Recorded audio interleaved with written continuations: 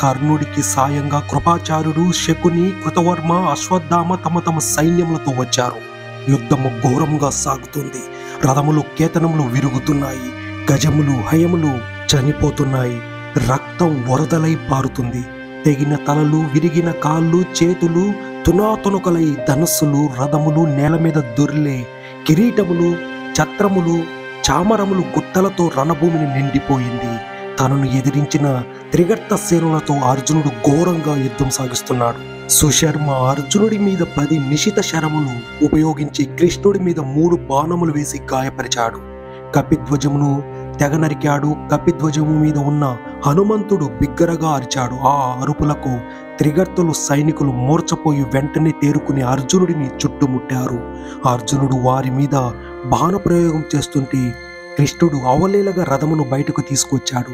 అర్జునుడు సర్పాస్త్రములతో త్రిగర్త సైనికుల కాళ్లను చేతులను బంధించగా సుశర్మ గరుడాస్త్రమును ప్రయోగించి వారిని బంధ విముక్తులను చేసి అర్జునుడి మీద ఒక దివ్యాస్త్రము ప్రయోగించాడు. ఆ అస్త్ర ప్రభావానికి అర్జునుడు మూర్చిల్లి రథం మీద పడ్డాడు. అర్జునుడు మరణించాడనుకుని కురుసేనులు బేరీ మృదంగములు మ్రోగించాడు.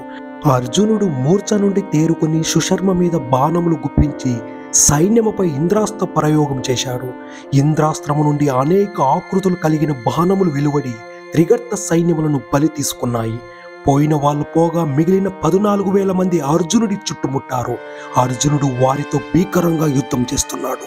పాండవ సేనల దాటికి ఆగలేక కౌరవ సేనలు పారిపోతున్నాయి. సుయోధనుడు, కృతవర్మ, కృపాచార్యుడు, దుశ్శాసనుడు వారిని యుద్ధోన్ముఖులను చేస్తున్నాడు. కృపాచార్యుడు పాంచాల సేనల మీద శరవర్షం కురిపిస్తూ శిఖండి రథమును విరిచి సారథిని హయములను చంపాడు. శిఖండి తన రథము దిగి కత్తి దాడులు తీసుకొని కృపాచార్యుని ఎదుర్కొన్నాడు. కృపాచార్యుడు శిఖండి మీద బాణములు గుప్పించాడు. ఇంతలో దృష్టద్యుమ్నుడు కృపాచార్యుని ఎదుర్కొన్నాడు. కృతవర్మ మధ్యలో వచ్చి దృష్టద్యుమ్నుని ఎదుర్కొన్నాడు. ధర్మరాజు ఉప పాండవులతో అశ్వత్థామను ఎదుర్కొన్నాడు. నకుల సహదేవులు సుయోధనుడిని ఎదుర్కొన్నారు. భీముడు కర్ణుడిని ఎదుర్కొన్నాడు. కృపాచార్యుడు శిఖండి చేతిలో ఉన్న డాలును ఖండించాడు. శిఖండి తన చేతిలో ఉన్న కత్తితో కృపాచార్యునితో యుద్ధం చేస్తున్నాడు. ఇంతలో సుకేతుడు వచ్చి కృపాచార్యుని ఎదుర్కొన్నాడు. శిఖండి అక్కడి నుండి తొలగిపోయాడు. కృపాచార్యుడు సుకేతుని మీద 6 బాణములు ప్రయోగించి అతడి విల్లు ఖండించాడు. సుకేతుడు మరొక విల్లందుకొని కృపాచార్యుడు దానిని కూడా ఖండించాడు. సుకేతుడు మరొక విల్లందుకొని కృపాచార్యుని విల్లు విరిచాడు. అతడి అశ్వములను సారథిని కొట్టాడు. కృపాచార్యుడు సుకేతుడి మీద 30 బాణములు ప్రయోగించాడు.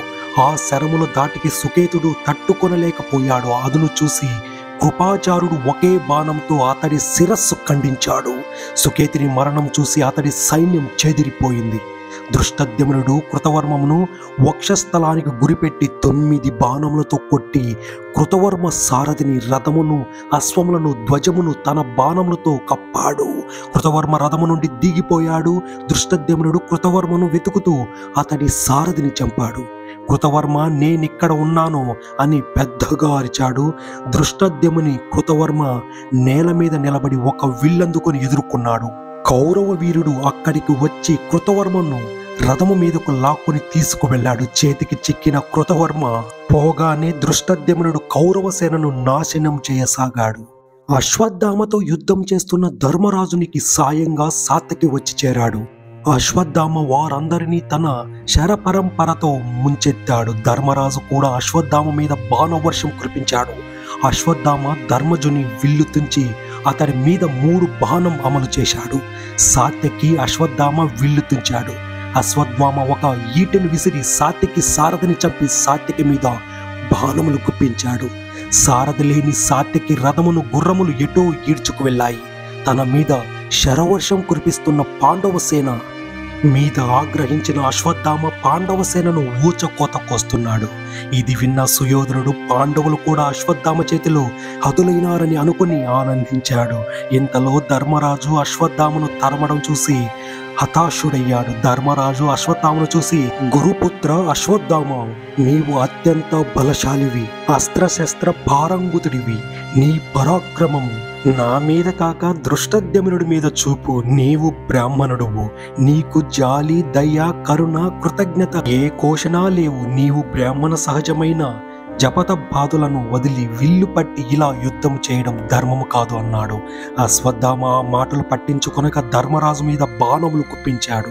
అశ్వత్థామ అస్త్రధాటికి ఆగలేక ధర్మరాజు అక్కడి నుండి వెళ్ళిపోయాడు.